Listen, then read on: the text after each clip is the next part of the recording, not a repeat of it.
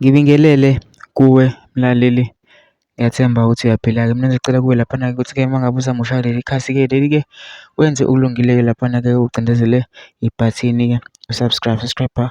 Awubizi imali, kumahhala nje, awukhiphi ngisho nesenti-ke elimnyama-ke leli-ke khona uzokwazi ukuthi-ke uy'thole zonke-ke iy'ndaba esikulethela zona-ke kulo-ke leli khasi kusukela manje. Udaba ekulethele lona namhla lethi-ke sekuvele laphana obekade kwi-ANC laphana-ke ukhipha-ke izimfihlo-ke ngokade kwenzeka lapha kwi-ANC laphana-ke.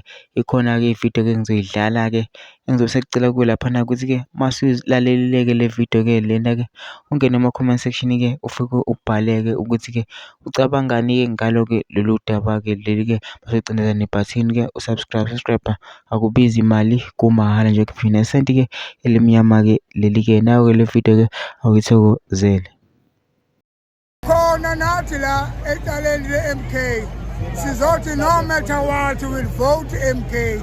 I-ANC for many years idlalile ngabantu and ibithumela thina ebantwini siyokhuluma amanga, sizovotela i-MK, bonke abantu abeze ku-MK. Akho 17-ke sombona la umuntu kababa evotela u-ANC.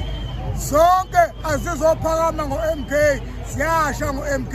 Thank you.